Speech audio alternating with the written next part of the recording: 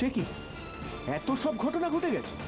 আরো বলেছে বলেছে তোমরা নাকি আমাদের খেতে দাও না, পড়তে দাও না, আমাদের খুব অত্যাচার করো।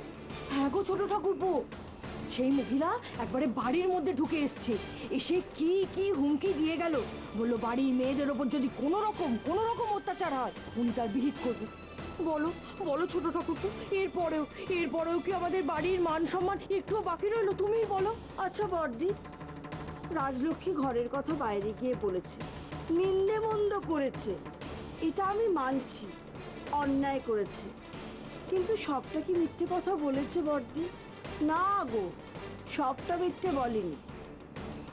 আমাদের স্বামীরা তো বলেই দিয়েছে আমাদের নিজেদের ব্যবস্থা নিজেদের করে নিতে। তার মানেটা কি দাঁড়ালো বলো বড়দি? স্বামীরা আমাদের ভাত কাপড়ের দায়িত্ব নিতে এড়িয়ে গেল, তাই তো? কিন্তু হলে হবে কি,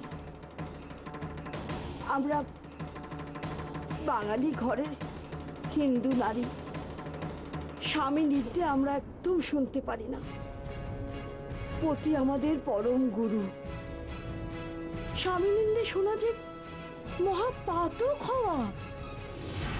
দেখ ছোট, স্বামীর নিন্দে শোনা যেমন আমরা শুনতে পারি না, তেমনি স্বামীর কানও তো আমরা ভরতে পারি না, তাই না?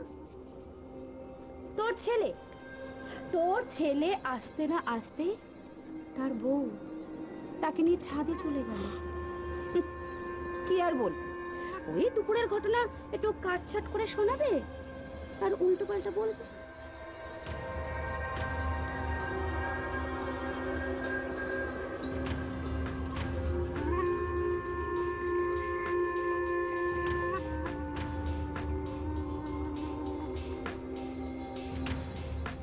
এদিকে আরে এসো না।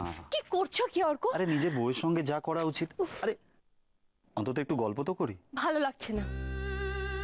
কি হয়েছে কিরাজ, তোমার মুখটা এরকম দেখাচ্ছে কেন? বলবে তো আমাকে। হুম হুম বুঝতে পেরেছি, তুমি কালকের ঘটনাটা নিয়ে এখনো ভেবে যাচ্ছ, তাই না? সত্যি কালকে মারা যা করলো তাতে তো। কালকের জন্য না।